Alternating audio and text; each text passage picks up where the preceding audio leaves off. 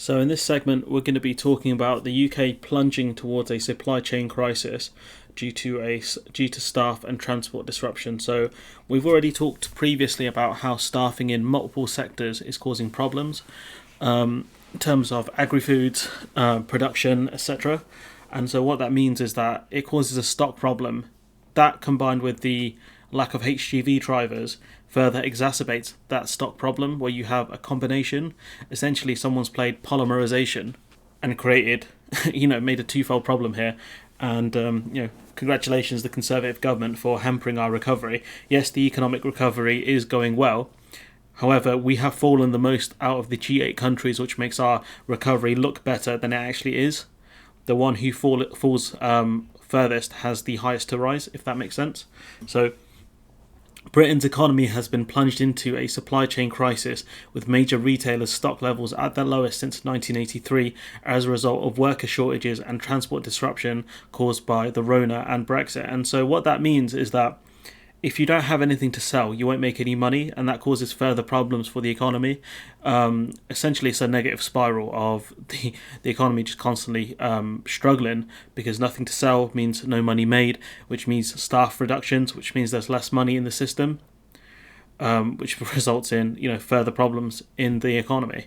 In a development that suggests recovery from the pandemic could be at risk, the Confederation of British Industry, the CBI, very kind of capitalist and pro-business, said stock levels in relation to expected sales fell to their lowest level in August, level in August since it began tracking retail industry almost 4 decades ago, and that's down to a lack of stock and a lack of staff. If you don't have anything to sell, you're going to have problems. If you don't have the staff to facilitate those sales, you have another problem, and when they both come together, when you don't have any staff or stock, you're not going to make any money at all. He blamed the supply chain crisis triggered by the pandemic. Let's not forget that, yes, there have been supply chain issues around the world, but you've got to look at which countries are being impacted specifically and why. In Europe, there are supply chain issues, but have they seen the shortages that Britain has seen? No. So what's the difference between Britain and other mainstream European countries? Brexit. So supply chain issues triggered by the Rona and worker shortages in several key industrial sectors, compounded by Brexit disruption as the UK emerges from the lockdown. We didn't have some of these problems last year. Yes, there were lockdowns and non-essential retail was closed, but even when they were open, we didn't have these problems. So you've got to look at why are we suddenly having these problems now over the last year, really. Especially once the stockpiling ended. Andrew Sentance, a former member of the Bank of England's Monetary Policy Committee, said shortages of workers and materials were the most acute in decades and painted a worrying picture for the British economy because we've seen costs go up in results of with results to manufacturing. Their costs have gone up for raw materials. Yes, there's a global shortage of certain products such as timber, but we've exacerbated those problems through Brexit, and once those import checks kick in, we're going to be even more in trouble because it'll be harder for us to get imports to where they need to go and further increase the cost of those imports. So we're making more and more problems for ourselves here. It's quite striking. I don't think we can dismiss this as a flash in the pan, he said. Now that lockdown has been eased, we're seeing a truer reflection of the impact of Brexit and issues building up before the pandemic, which is true. We're seeing more and more problems here. This is the state of the British economy. Once we come out of the kind of the COVID era of the UK, the last year and a bit, we're going to start seeing more and more of these shortages hit the economy, and they can't keep blaming the pandemic for it. This, Brexit will reveal itself. All the problems we have regarding it, the shortage of HGV drivers, the shortage of staff in certain key industries that we took for granted, that will keep revealing itself, and then it's up to the government to figure out how it's going to deal with those shortages. They're already getting prisoners in to fill certain roles, but that still won't be enough.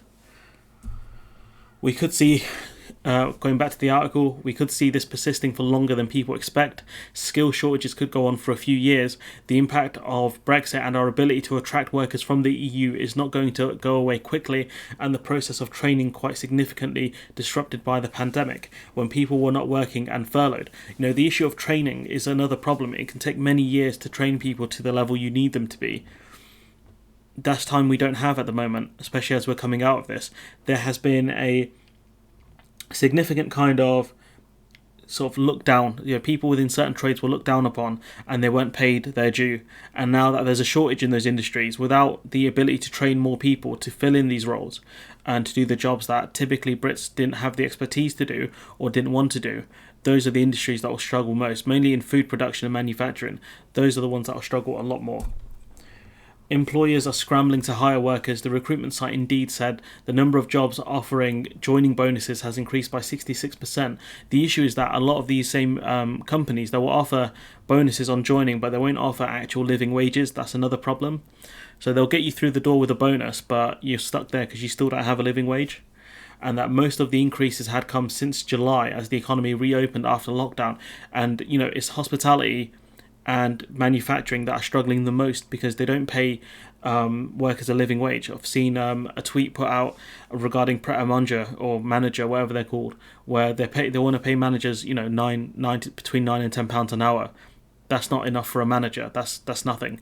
They wanted to pay, the kind of floor staff, the waiters and waitresses, £9 an hour. That's less than the living wage. In London especially, you're not going to attract people like that unless you offer people decent money, especially now. Amazon said it would offer joining bonuses of up to £1,000 at various UK sites to attract new permanent and seasonal workers, and other warehousing, transport and logistics firms such as DHL and Whistle, I think that's how it's pronounced, have similar plans. So they're desperate to get these people in, but some of these firms still won't offer a proper living wage. So those people who make those Lexit arguments of saying, wages are going to go up and things like that. Yes, in certain industries, wages have gone up, but it's still not enough to where it needs to be. This is a band-aid on a bigger problem. In a sign that the labour shortage have spread beyond logistics to other sectors, Specsavers will pay as much as $10,000 for optometrists in some locations. British Gas, $3,000 for gas engineers. British Gas, a company that did fire and rehire last year, where they forced their workers onto lower wages or said bye-bye. And G4S, £500 for security officers and managers. But the thing is, are these workers going to get actual pay increases? No, it's just a bonus. And once that money goes, especially as inflation rises and the cost of living keeps going up, that money will run out very quickly. Pets at Home offering £1,000 for warehouse staff. Ocado, £500 for new warehouse and delivery drivers. Ocado, a company that pays its delivery drivers in some areas around £5 an hour, which is ridiculous. AO.com hopes to attract night shunters to help load and unload trailers in its warehouse in the run-up to Christmas, offering £1,000. All of these signing on bonuses, but no actual living wage. It's not going to resolve the problems we have within this country. Although only 0.5% of jobs mention a bonus, Indeed said a huge surge suggested more employers were using them to get ahead of the competition for staff, because there is competition for staff. It's just these companies don't realise that you've got to pay decent money to get these people through the door. A national shortage of lorry drivers and workers for food processing plants has led disruption for food outlets and warnings of empty supermarket shelves, and that's further going to increase the cost of living when there's scarcity, because people will start panic buying, people will start scalping, and when there's a low amount of food, the prices go up in the supermarkets naturally. That's what they do, because they know they can make more money here. That's what they did over the last year. Steve Morels, the chief executive of the Co-op Group, said shortages were the worst he's ever seen, while McDonald's has been forced to take milkshakes and bottled drinks off its menus. Nando's has announced the temporary closure of 45 outlets because of a shortage of chicken wings. This is problems across the board, because we didn't respect how important people that worked within food processing, people that worked within manufacturing, but also people who are HGV drivers as well. We never respected them, and this is the outcome now. We created an economy on a house of cards. Business leaders and employment experts said COVID disruption affecting countries around the world was playing a role in shortages of workers and materials, but the UK was particularly exposed after launching tougher migration rules after Brexit. And this is something we could have resolved if we actually did use an Australian points-based system and said, look, we have shortages with HGV drivers, take them off the list. They don't need a visa, all they need is a driving license. They can come here and work. You could even make their stay indefinite if you wanted to, but the government didn't do that, and that's why we're facing more problems. Yes, there are worker shortages worldwide, but you got to look at the countries that are facing specific problems and then further look into why, Brexit being one of them. According to the CBI's latest snapshot, the proportion of imported deliveries from suppliers fell at one of the fastest rates in the survey's history, reflecting disruption of international trade. When you can't get the things you need for manufacturing, that means you can't put those products out, which further causes problems. It means you make less money, which means you might not need a certain amount of staff to make those goods because you don't have the products, which will lead to more staff being let go. It said grocers were being hit hardest by supply shortages among retail firms, and that wholesale suppliers of building materials, household goods, and office machinery were also struggling with low stock levels. Again, there are global shortages of certain products, but the simple fact is costs will go up because of that. But these companies, these factories, can't get the raw materials into the factories due to the HGV shortage. And because we have a HGV shortage, the ones that can afford to pay the lorry drivers more will have to put their prices up to offset the cost, and therefore push that onto who? The consumer, us. Business surveys have shown disruption to supply chains and staff shortages in several other countries, including the US, Germany, and New Zealand. New Zealand, which had a very aggressive kind of policy on travel due to the Rona. Toyota said last week it would cut global production by 40% as a result of a worldwide shortage of microchips and other components. So there is a balance to be struck here. It's not all down to Brexit, but the UK is particularly exposed due to Brexit, and that has further exacerbated the problems we have. Look around Europe, see the problems there, and then look at the UK and see the problems here. That's when you can assess why we're having specific problems.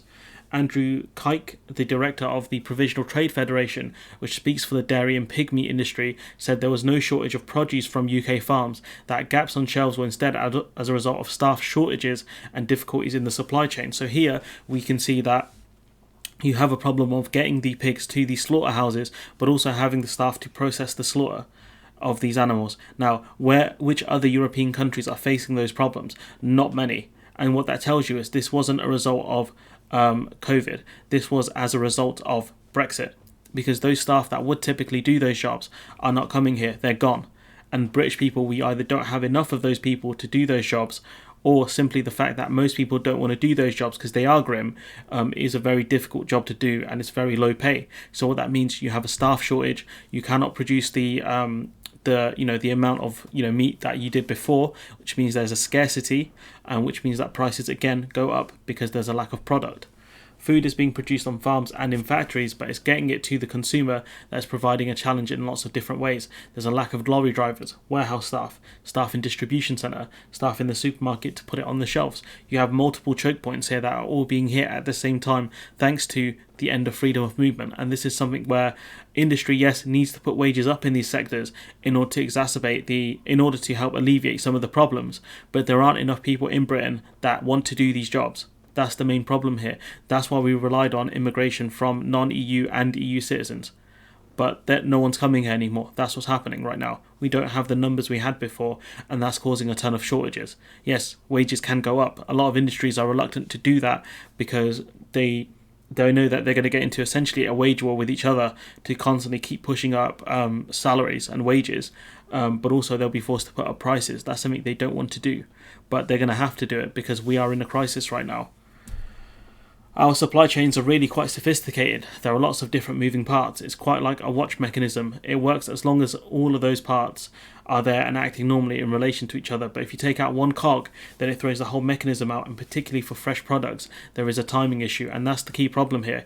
It's not just one cog that's been taken out, it's most of them. And so the whole thing cannot work. It cannot be fixed by doing one or two things. There are multiple things that have to be done to fix the problems. The Confederation's chief executive, Neil Carberry, said it was likely that high demand for staff would continue through the autumn despite large numbers of people coming off furlough this month, because those people coming off furlough may not want to do those jobs. They might find other work, or they might just go on unemployment for a bit to assess their options. Who knows?